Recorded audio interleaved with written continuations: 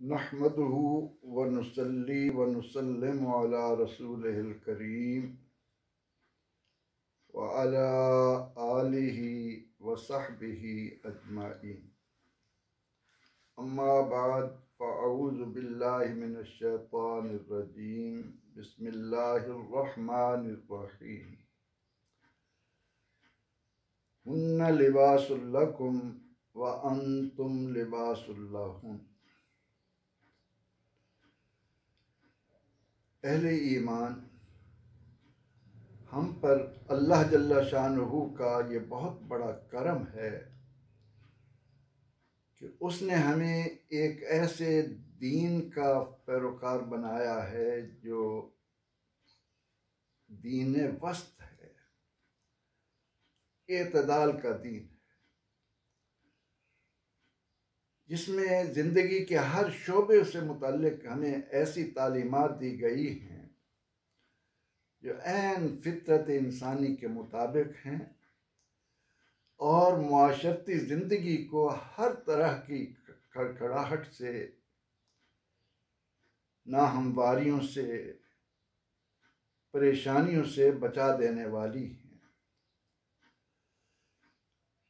इस ज़िम्न में आज ख़ास तौर पर जिस मौजू के मुताल्लिक आपसे मैं बात करना चाहता हूँ वो मियाँ बीवी के बाहमी ताल्लुकात, बाहमी हुस्न सलूक और बाहमी हुकूक से मुताल्लिक।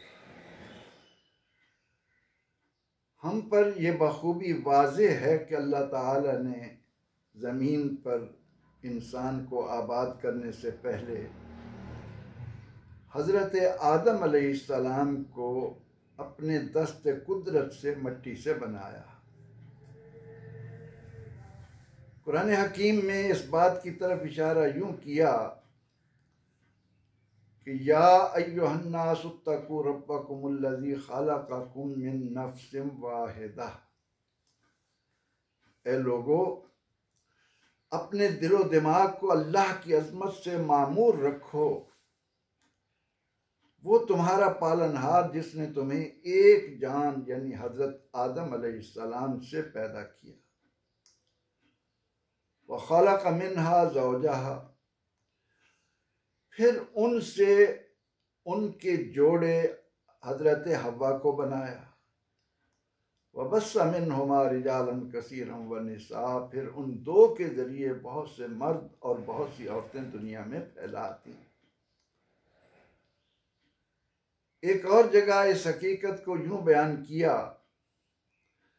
कि इन्ना खलकनाकुम मिन ज़करिन व उन्सा, कि हमने तुम्हें एक मर्द और एक औरत से पैदा किया।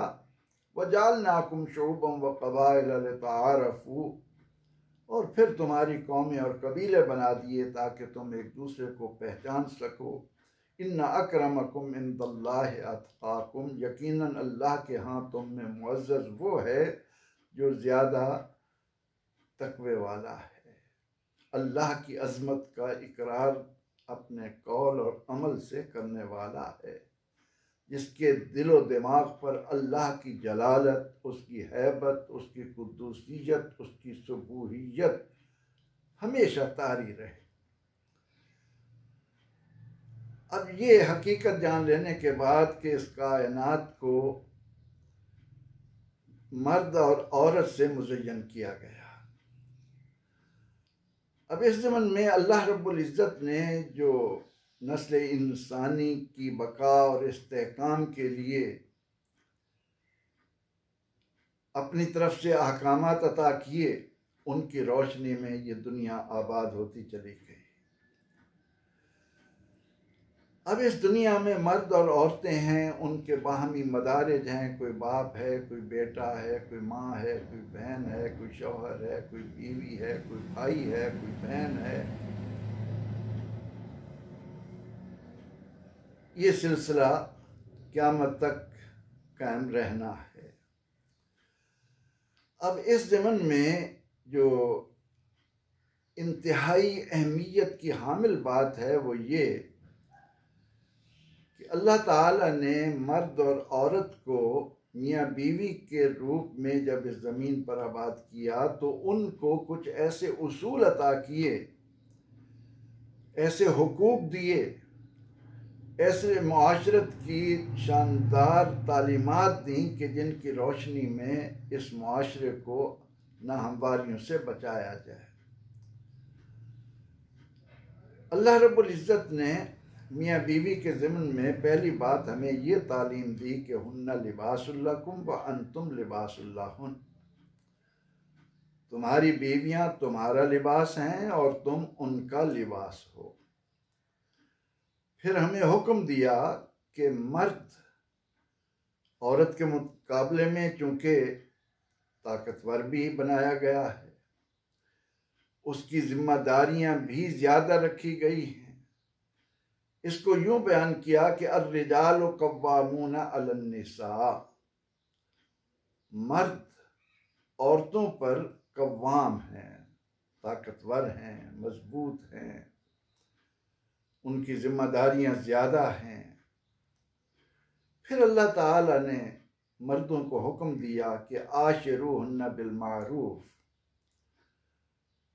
वो बीवियां जो तुम्हारे निकाह में आए, वो औरतें जो जिनसे तुम निकाह करो, तुम्हारा मियाँ बीवी का एक ख़ानदान जब वजूद में आए तो तुम पर लाजिम है कि तुम अपनी बीवियों के साथ अच्छी मुआशरत इख्तियार करो, मारूफ और भले तरीके की ज़िंदगी गुजारो, उनको बावकार तरीके से ज़िंदा रहने का हक दो।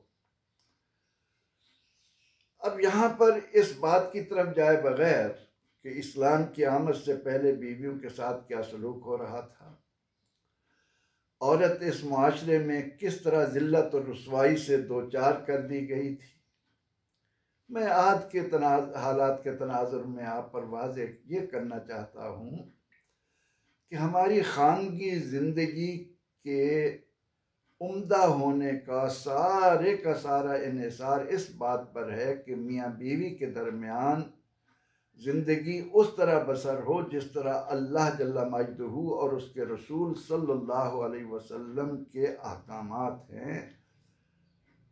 रसूलुल्लाह सल्लल्लाहु अलैहि वसल्लम का उस्वा हसना है, क्योंकि इस राह से हटकर जब मर्द और औरत मियाँ बीवी अपने तौर पर अपने बनाए हुए उसूल, अपने नज़रियात, अपने ख़यालात को अहमियत देंगे तो फिर मुआशरती ज़िंदगी में बेशुमार मसाइल पैदा होंगे। अल्लाह जल्ला मजदहू हम पर मेहरबान है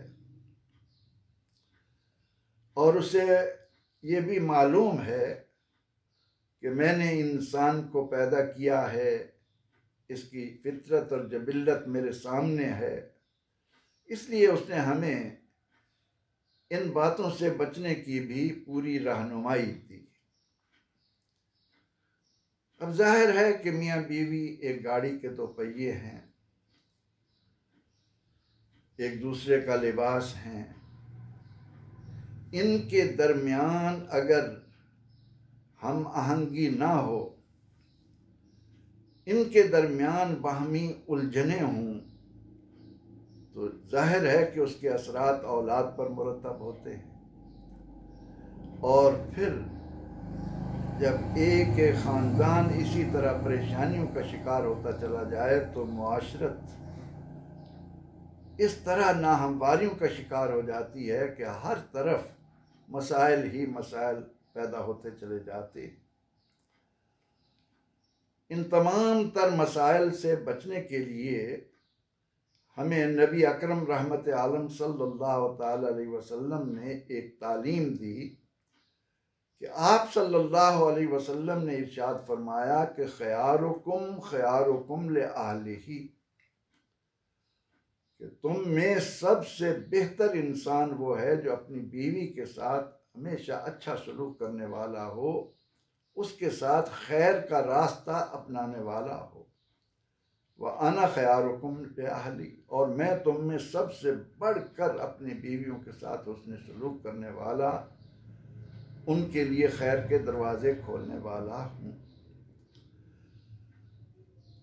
अब जाहिर है कि जब ये एक नया सिलसिला शुरू होता है, नए ख़ानदान की बुनियाद पड़ती है, तो कई उमूर होते हैं कि जिनमें ज़हनी हम आहंगी होना ज़रूरी नहीं, दोनों की पसंद नापसंद एक होना ज़रूरी नहीं, दोनों की चाहतों का अंदाज एक जैसा होना कोई ज़रूरी नहीं। अगर अल्लाह करे ऐसी हों तो फिर तो क्या ये बात है, फिर तो ख़ानदान जो है, ये घर जो है, वो जन्नत नज़ीर बनता चला जाता है, मिसाली बन जाता है। लेकिन आम बात है कि जहाँ कहीं बर्तन होते हैं, आपस में टकराते हैं, कोई गलत फहमियाँ पैदा होती हैं, और उन गलत फहमियों को अगर बुनियादी तौर पर इब्तदा में ही इस्लामी उसूलों को सामने रख कर उनको ख़त्म कर दिया जाए तो ख़त्म हो जाती हैं, वरना ज़रा सी बदगुमानी से बातें बढ़ती बढ़ती इस हद तक चली जाती हैं कि ख़ानदान उजड़ कर रह जाता है। हर तरफ बददिली और परेशानी के साए गहरे होते चले जाते हैं। अब इस ज़मन में कुरान पाक ने हमें ये कहा कि हुस्न सलूक, और हुस्न सलूक का तकाजा ये है कि उन दोनों की गुफ्तगू बाहमी अदब व एहतराम पर मुश्तमिल हो। न शौहर ये समझे कि मुझे बीवी पर हाकिम बनाया गया है तो मैं इसको नौकरानी समझकर, खादमा समझकर, जूती की नोक समझकर रखूं, और ना ही बीवी ये समझे कि मैं इसके घर आई हूँ, इसका घर आबाद हुआ है, लिहाजा इसके सर पर सवार होकर रहूँ, इससे गलत किस्म के मुतालबात करूँ, ऐसे उमूर की तरफ इन्हें मुतवज्जे करूँ कि जिनकी वजह से ये मेरे नीचे लग जाए, जो इससे बात मनवाना चाहूँ मनवाती चली जाऊँ। ये सारा रास्ता बर्बादी की तरफ जाता है। अल्लाह रब्बुल इज़्ज़त ने बीवियों पर लाजिम करार दिया कि वो जहाँ मुसलमान हैं, नमाजी हैं, ज़कात देने वाली हैं, रोज़े रखने वाली हैं, रातों को क़याम करने वाली हैं, वहाँ उनकी जिम्मेदारी ये है कि वो शौहर की फर्मा बरदार भी हों, और शौहर की इस फर्मा बरदारी को नबी अकरम रहमत आलम सल्लल्लाहु ताला अलैहि वसल्लम ने इस हद तक अहमियत दी कि फरमाया कि वो बीवी जो अपने शौहर को राज़ी रखती है वो अल्लाह को राज़ी कर लेती है। बीवी के लिए अल्लाह की रिज़ा उसके शौहर की रिज़ा में है। फिर नबी अकरम रहमत आलम सल्लल्लाहु ताला अलैहि वसल्लम ने यहाँ तक फरमा दिया कि जो बीवी अपने शौहर को राज़ी कर लेती है, अल्लाह ताला क़यामत के दिन उससे फरमाएगा कि तू जन्नत के जिस दरवाजे से चाहे दाखिल हो।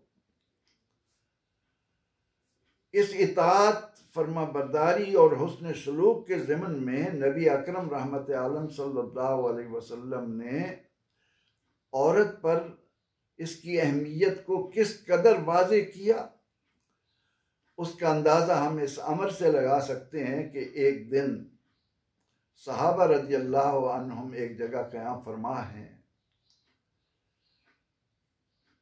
हुज़ूर सैयद आलम सल्लल्लाहु ताला अलैहि वसल्लम के गिर्द परवानों की तरह जमा हैं। एक ऊंट आता है और वो आकर हबीब किब्रिया शाफ़े रोज़े जज़ा महबूब रब्बिल औला इमामुल मुरसलीन सल्लल्लाहु ताला अलैहि वसल्लम, अल्लाहु अकबर, हम कितने खुश नसीब हैं, अल्लाह ने हमें उनका उम्मती बनाया है, जिनका उम्मती बनने के लिए अंबिया अलैहिस्सलाम तमन्नाएं करते रहे। आप सल्लल्लाहु अलैहि वसल्लम की ये शान कि आपके यहाँ फरमा है, एक ऊंट आता है और वो आकर नबी रहमत सल्लल्लाहु ताला अलैहि वसल्लम को सजदा करता है, क्योंकि आप उनके भी नबी हैं। अल्लाह ताला ने आपके अलावा जितने अंबिया भेजे वो सिर्फ इंसानों के नबी थे, लेकिन जब आप सल्लल्लाहु अलैहि वसल्लम आए तो ऐलान किया कि उर्सिलतु इलल खल्क काफ़ा, अल्लाह ने मुझे सारी मखलूक का रसूल बनाकर भेजा है।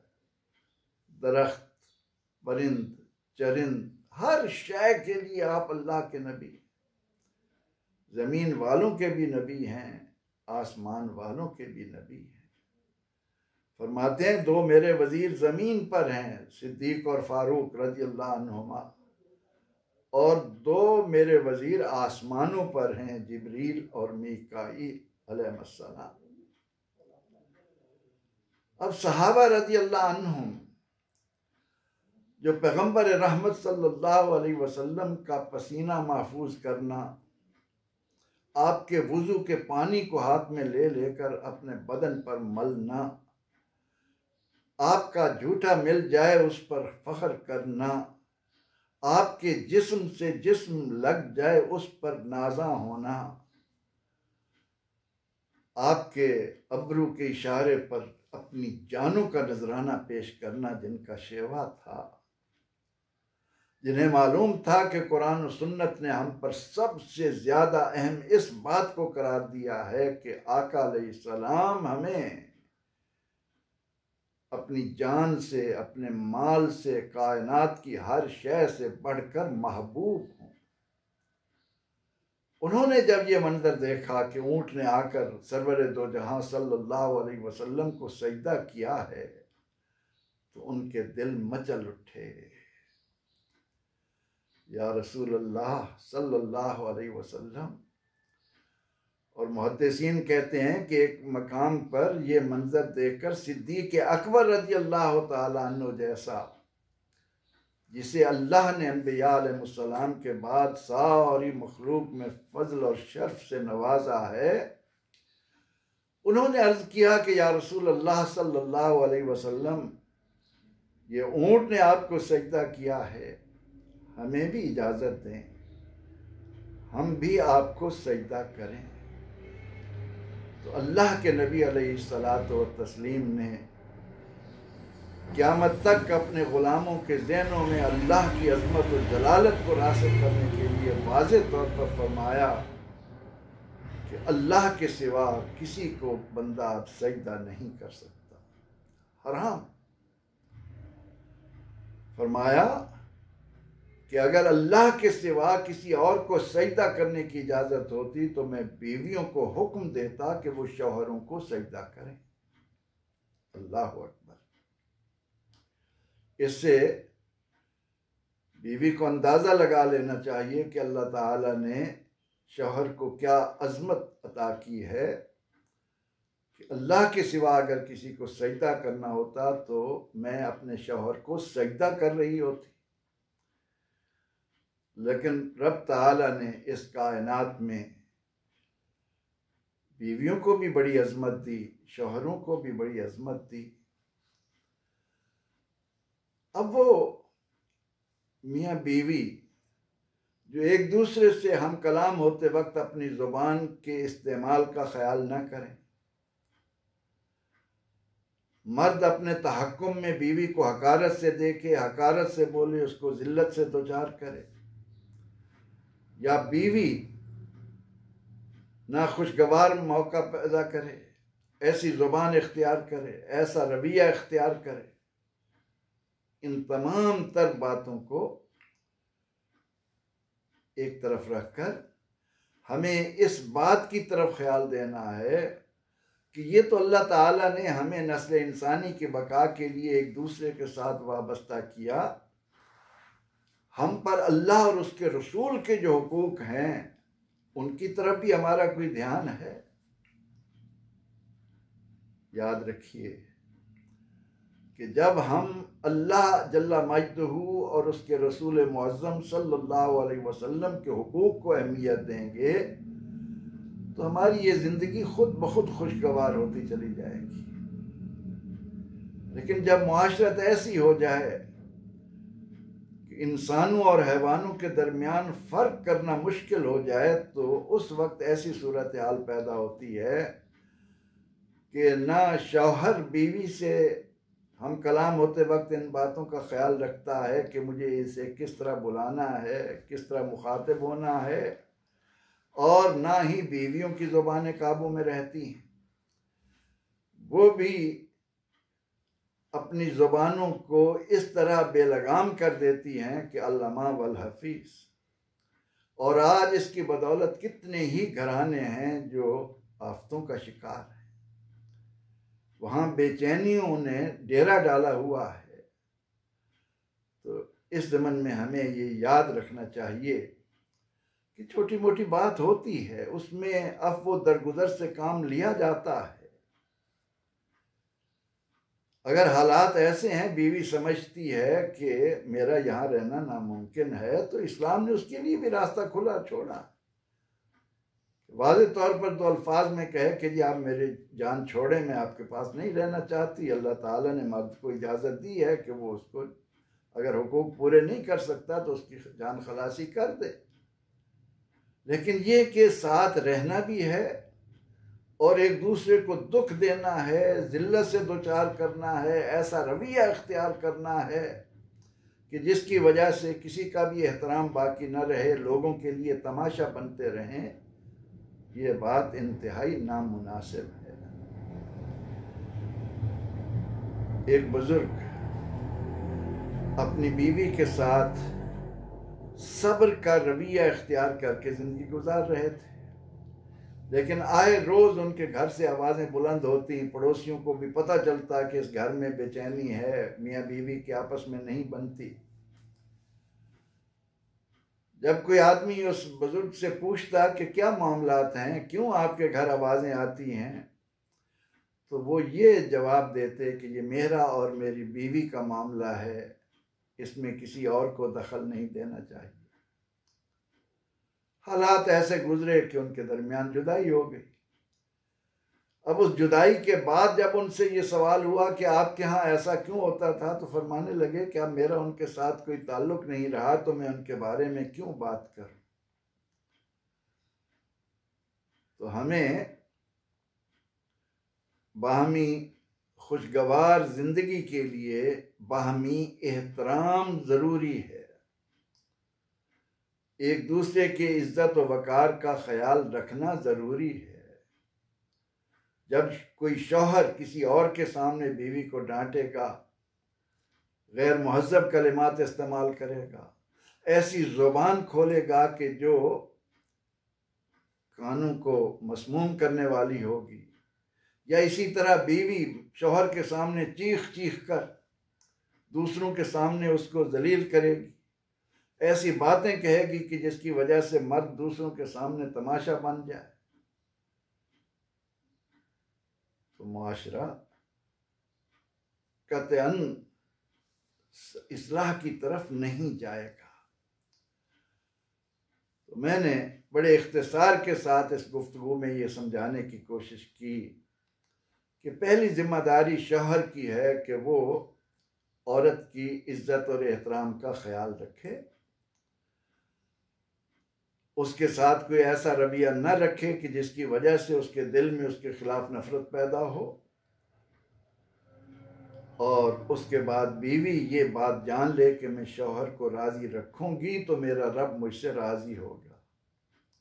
जाना तो आखिर उसी के पास है, सारी बात पुरस उसी ने करनी है। एक एक चीज़ इंसान के सामने आएगी। वमन यामल मिस्काल ज़र्रतिन खैरिन यरह वमन यामल मिस्काल ज़र्रतिन शर्रिन यरह। एक जर्रे के बराबर की हुई भलाई, नेकी, अच्छाई सामने आएगी और एक जर्रे के बराबर की हुई बदी, बुराई, शर वो सामने आ जाना है। तो इस बात को ख्याल रखकर मर्द ये समझे कि अल्लाह ताला ने इस पर मुझे निगरान बनाया है, इसके हुकूक के बारे में मुझसे पूछा जाना है, और बीवी इस बात को सामने रखे कि शौहर मुझ पर हाकिम बनाया गया है। पैगंबर रहमत सल्लल्लाहु ताला अलैहि वसल्लम घर में जब मौजूद होते तो बाज़ औक़ात अपना लिबास खुद साफ फरमा लेते, अपने घर के काम कितने ही उम्मुल मोमिनीन आयशा सिद्दीक़ा रज़ियल्लाहु अन्हा फरमाती हैं कि आप खुद फरमा लेते हैं। तो ना तो मर्द को घर के काम करने में कोई आर हो कि वो सिर्फ आर्डर चलाने के लिए है, और ना ही बीवी इस तरह का रवैया इख्तियार करे कि जिसकी वजह से शौहर की ज़िंदगी शर से भर जाए, उसका ज़हन बिल्कुल परेशान होकर रह जाए। ये दोनों चीज़ें खराबी की तरफ जाती हैं, बर्बादी की तरफ जाती हैं। बीवियों को हमेशा याद रखना चाहिए कि अल्लाह ताला ने इन्हें अगर ये जिम्मेदारी दी है, ये हमारी खुराक का, हमारे रहन सहन का, हमारे लिबास का ख्याल रख रहे हैं, तो हमारी भी जिम्मेदारी बनती है कि हम इनके लिए घर इस तरह की जन्नत बनाएं कि मर्द जब घर से निकले तो उसकी तवज्जो इस बात की तरफ हो कि मैं किस वक्त अपनी जन्नत की तरफ लौटता हूँ। ना ये कि बीवी का रवैया इस तरह का हो कि शौहर घर से निकलते हुए कहे या अल्लाह तेरा शुक्र है कुछ वक्त इससे दूर रहने का मौका दिया। तो इन दोनों को अपने इन हुकूक का, फ़राइज़ का ख्याल रखते हुए इस ज़मन में एक बार फिर मैं तवज्जो दिलाऊंगा कि सबसे अहम बात यह है कि हम में से हर एक अपने रब का शुक्रगुजार बने, उसके अहकामात को दिलो जान से कबूल करे। क्या हमारे इस माशरे में दिन और रात में 5 मरतबा ये आवाज़ नहीं आती कि अल्लाहु अकबर, अल्लाहु अकबर, अल्लाह सबसे बड़ा है, अल्लाह सबसे बड़ा है। शौहर भी अल्लाह को सबसे बड़ा माने, बीवी भी अल्लाह को सबसे बड़ा माने। अल्लाह रब्बुल इज़्ज़त ने तो इस निज़ाम को खूबसूरत बनाने के लिए बीवियों को यहाँ तक हुक्म दिया कि अगर रमज़ान के अलावा उन्होंने कोई रोज़ा रखना है तो शौहर से इजाज़त लें। इस्लाम ने तो यहाँ तक औरतों पर फ़र्ज़ किया है कि अगर वो फ़राइज़ नमाज के अलावा रात का कुछ हिस्सा इबादत में गुजारना चाहती हैं तो उसके लिए भी शौहर से इजाज़त लें। जिस इस्लाम ने औरत पर इतनी जिम्मेदारियाँ आयद की हों और वो हम वक्त अपने शौहरों के लिए परेशानी का सबब बने, उसको याद दिलाएं कि तू फ़लाँ वक्त ऐसा था, तेरा फ़लाँ किरदार ऐसा था, तू इस तरह से करता था। मर्द इसी तरह से औरत को इन बातों की तरफ तवज्जो दिलाए तो इससे मुआशरा बर्बादी की तरफ जाता है, तबाही की तरफ जाता है, कहीं सुकून नहीं होता, हर तरफ अफरा तफरी का आलम होता है। तो अल्लाह ताला हमें अपना फर्मा बरदार बनाए, अपने नबी अलैहिस्सलाम के लाए हुए निज़ाम हयात की तरफ अमली तौर पर बढ़ने की तौफीक दे और हम बाहमी एहतराम से इस माशरे को अमन व सुकून का गहवारा बनने वाले बने। इंतशार से, इफ्तराक से, परेशानियों से अपने आप को भी बचाएं और दूसरों को भी महफूज रखें। अल्लाह ताला हमारा हामी व नासिर हो। आमीन। व आखिर दावाना अनिल हम्दुलिल्लाहि रब्बिल आलमीन।